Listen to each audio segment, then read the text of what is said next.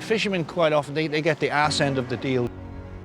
One week it's making a whole load and then the next week it's making nothing. Boat's expenses are taken off first, off whatever you catch, you know, the fuel, insurance, all that kind of stuff. That comes out. And then the rest of it is shared up. So in theory, you can go to sea and you can work for a week and come back and be in debt because you haven't caught enough to cover the boat's cost. So that comes off the next trip. And the ranking, you get the skipper, who is the supreme man. His word is law, and he'll hit you, you know what I mean, if he doesn't like what you're doing. Then you'd have the mate.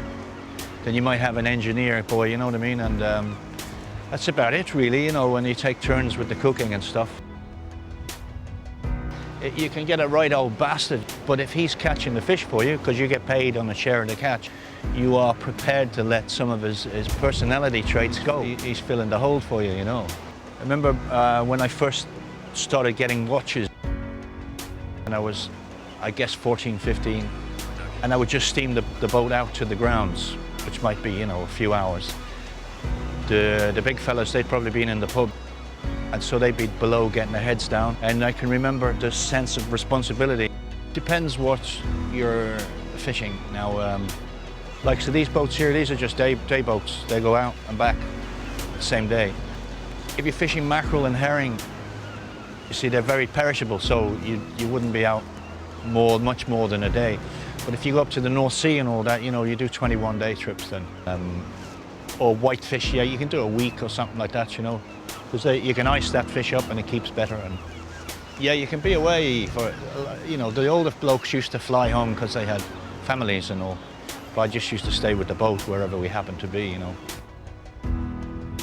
Long time back, I was fishing off at the Isle of Man on a herring fishery, and it was the only herring fishery left open in Britain. So the prices were at a premium, and we called it the Klondike, you know.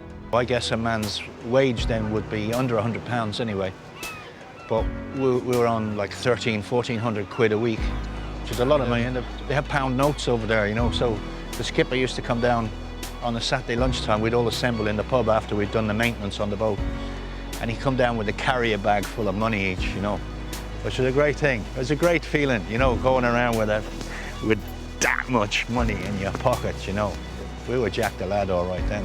Wasted a whole load of it, you know. Gambled some, drank a whole lot. Yeah, I wasn't old enough to drink, you know, but drank a whole lot. Bought my first guitar, first electric guitar. Just bent it. Yeah, I went to sea when I was 14, largely to escape my circumstances on shore. So yeah, off I went, and I stuck at that for about 9 years. I wouldn't like to go back and do that all again. And it's very different now because there's so many quotas and rules and what have you. And also I think we've plundered the seas for many years. People just treated it like a big unemptiable pool that you could just keep dipping in and dragging stuff out. And obviously we're finding out now that that is not the case, you know. And also the EU policy now where they throw perfectly good fish back because they're out of quota, you know, I find that sickening, you know.